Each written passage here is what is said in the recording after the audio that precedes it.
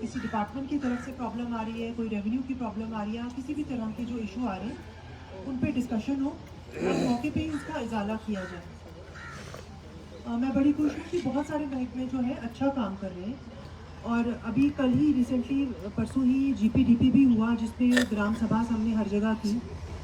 आज भी जो हमने ये एक तरह से ग्राम सभा ही होती है ब्लॉक दिवस, जिसमें हम सारे लोगों को बुलाते हैं। आपने जितने भी इश्यूज उठाए हैं वो मैंने भी नोट किए और सारे ऑफिसर्स को भी नोट करवाए हैं और इन पे इंशाल्लाह फॉलोअप भी होगा। जो डिपार्टमेंट्स जिनको हमने कहा है कि हमें 2-3 दिन के अंदर रिपोर्ट देने के लिए, वो मैंने भी नोट कर लिया है, उनसे भी हम रिपोर्ट लेंगे कि इस पे क्या कार्रवाई हुई। बाकी जितने भी आपने आरडीडी के इश्यूज बताए वो आपको एसीडी साहब ने भी बताए हैं कि उन पे भी काम हो रहा है। बहुत सारी हमारी प्रोक्योरमेंट जो है 30 करोड़ से भी ज़्यादा, वो कंटिन्यू प्रोक्योरमेंट है जो हम इस साल भी करेंगे और इंशाल्लाह इसमें हमारा मेन फोकस स्वच्छ भारत मिशन रहेगा। स्वच्छ भारत मिशन मतलब आपके जो गांव है, आपकी जो पंचायत है वो साफ रहनी चाहिए। इसमें सिर्फ सरकार के 2 मुलाजिम काम नहीं कर सकते, इसमें आप लोग, पीआरआईज, जितने भी लोग यहाँ पर मौजूद हैं उन सब की कंट्रीब्यूशन हमें चाहिए कि गंदगी को इधर उधर ना फेंके। आपने स्वच्छग्राही जो है, जो आपके सारी डोर टू डोर कलेक्शन कर रहे हैं, ये तो पहली चीज़ हो रही है। पहले कभी भी विलेज एरिया में डोर टू डोर कलेक्शन नहीं होती थी। अब हमने हर विलेज में डोर टू डोर कलेक्शन कर रहे हैं। उनका साथ दीजिए, उनको जो भी थोड़े 20-25 या 50 रुपये हमने यहाँ रखे हैं वो दीजिए, ताकि महीने में वो आपका गंद कलेक्ट करके सेग्रीगेशन शेड में ले जाएंगे। वहाँ पे भी आगे क्या होगा वो भी हम आगे वाले प्लान में हमने रखा हुआ है कि किस तरीके से हम वेस्ट जो है उसको कम से कम करने की कोशिश करेंगे। लेकिन इसमें हमारा पूरा जो बिहेवियर है वो भी चेंज होना चाहिए। प्लास्टिक को कम यूज़ करना है, रिसाइकलेबल मटेरियल जो है ज़्यादा यूज़ करना है। पॉलीथीन को बैन है, पूरे बारामूला में हमने बैन किया हुआ है पॉलीथीन, उसको इस्तेमाल नहीं करना है। किसी भी तरीके का सिंगल यूज़ प्लास्टिक बैन है।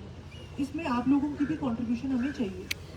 दूसरा, जो आपने हेल्थ के कंसर्निंग कुछ इश्यूज बताए कि कुछ बिल्डिंग बनी हुई है, वो मैंने एडीसी साहब को बताया है, वो खुद भी जाएंगे मौके पे और देखेंगे कि अगर कोई बिल्डिंग जिसमें सैंक्शन नहीं थी, अगर वो पीआरआई ग्रांट से उस बिल्डिंग को ठीक किया जा सकता है तो आपका एनटीपीएचसी वहाँ शिफ्ट हो सकता है। उसमें हमने एडी साहब को भी बोला है, कंबाइंड आपका बीएमओ भी जाएगा और आपके जो पीआरआई कोई कंसर्न वहाँ का होगा वो भी जाएगा और देखेंगे कि किस तरीके से आप इसको, उस बिल्डिंग को प्रॉपरली यूटिलाइज कर सकते हैं।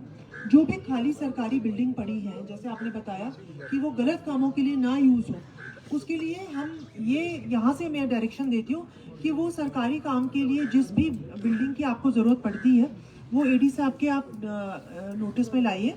उसको हम किसी भी, चाहे वो स्कूल की बिल्डिंग हो, कोई भी तरीके की बिल्डिंग हो, उसको हम यूटिलाइज करेंगे, ऐसे खाली नहीं छोड़ेंगे। उसमें पीआरआईज का भी रोल बनता है, आप आइडेंटिफाई कीजिए। अगर ऐसी कोई और भी बिल्डिंग्स हैं उनको हम यूटिलाइज करेंगे, ज़रूर करेंगे। और अगर हमारे पास पीआरआई ग्रांट्स या कोई और भी ग्रांट्स होंगे उसको हम, जैसे आपने 3-4 यहाँ पर हॉस्पिटल्स के नाम बताए, वो हमने नोट कर लिए हुए हैं। बाकी एनक्रोचमेंट जो है, अगर आरडीडी की कहीं एनक्रोचमेंट है वो उनको डायरेक्शन यहाँ से ही पास हो रही है कि उनको रिमूव करना है। विद इन 1 वीक आप उसका कंप्लायंस हमें देंगे कि कोई भी एनक्रोचमेंट अगर आरडीडी की शॉप्स या आरडीडी के किसी प्रॉपर्टी पे हो रही है उसको हटा दीजिए। बाकी एक आध एनक्रोचमेंट का और भी बताया, वो हमने एडी साहब को बता दिया है कि उसको, अगर वो पब्लिक न्यूसेंस क्रिएट हो रहा है तो 133 चाहे सेक्शन आप वो भी यूज़ कर सकते हैं, या जनरल अगर कोई और पब्लिक न्यूसेंस क्रिएट कर रहा है तो उसको, उस पर कार्रवाई होनी चाहिए, उस पर कोई लीनियंसी नहीं बरती जाएगी। बाकी जो हमारा प्लान था इस साल का, उसमें आपके भी हमने जो है पीआरआई ग्रांट्स हो या नाबार्ड हो या बाकी सेंट्रली स्पॉन्सर्ड स्कीम्स हैं, वो हम इस साल के बना रहे हैं प्लान, वो हम आगे भी सबमिट करेंगे। और इसमें मैं समझती हूँ कि जहाँ जहाँ पे भी आपको लगता है, जैसे आपने अभी कुछ एक सड़क का बताया, वहाँ पर हम जाके खुद भी देखेंगे कि क्यों, किस तरीके का मटेरियल यूज़ हो रहा है। तो ये जो है सिस्टम, ये तभी चल सकता है जब आप लोगों की भी कंट्रीब्यूशन हो। हमारी तरफ से आपको पूरी जो है सहयोग मिलेगा।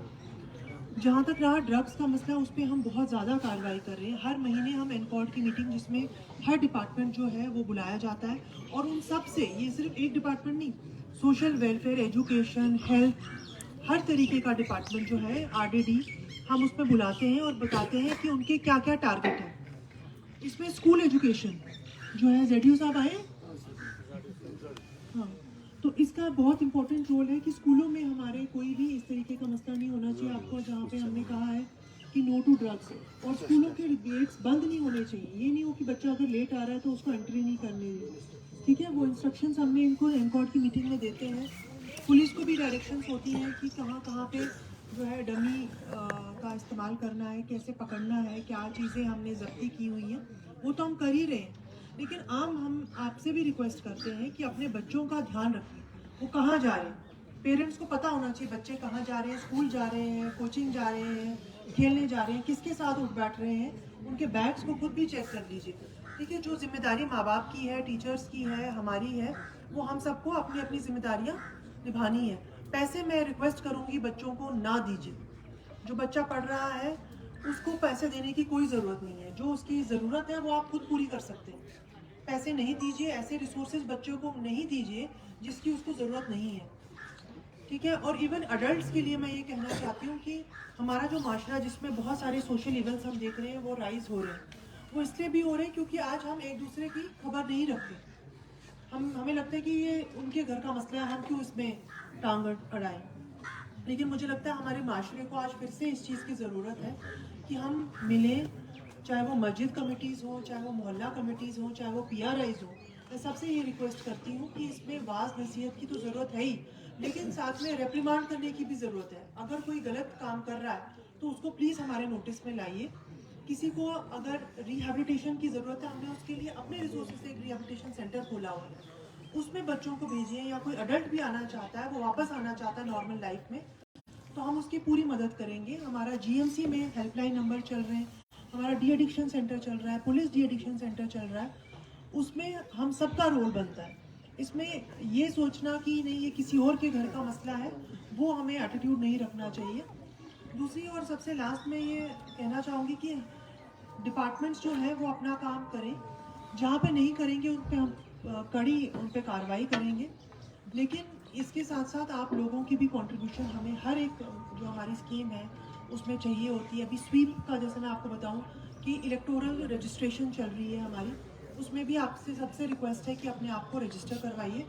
ये एक अच्छा मौका है जहाँ पर आप अपने वोटर कार्ड और एक अच्छा बहुत अच्छा ये एक ID कार्ड आपको मिलता है जिसके बहुत सारे बेनिफिट्स हैं। सिर्फ इलेक्शन के बेनिफिट नहीं है, बहुत और भी बेनिफिट्स हैं। फूड का आपने मसला बताया यहाँ पर, तो मैं बताऊँ पहले 10 किलो आता था, अब जो है वो 5 kg पर इंडिविजुअल आ रहा है। वो AD फूड अगर यहाँ है नहीं, वो अपनी और भी IC एक्टिविटीज़ इसमें कर रहे हैं कि किस तरीके से हम जो है वो वेरिफिकेशन करके जो है वो लोगों को खाना जो है या राशन जो है वो मुहैया करवा रहे हैं। बाकी आई थिंक बहुत सारे मसले आज कवर हुए हैं। इंशाल्लाह आगे भी हम आते रहेंगे। AD साहब से भी रिक्वेस्ट करूंगी कि दौरा जो है वो वेडनेसडे फूड डिपार्टमेंट का मैडम आज वारपोरा में फूड डिस्ट्रीब्यूशन हुई, उन्हें 5 kg के हिसाब से पर सोल वारपोरा में, वहाँ पर 5 किलो नहीं पुणे 5 kg के हिसाब वहाँ दे रहा है। इस वक्त वहाँ पर फूड डिस्ट्रीब्यूशन चल रहा है मैडम, आप चाहे तो अभी टीम वहाँ भेज सकते हो। मैं बता दूँ 2-2 kg कम हो गया वहाँ। Thank you.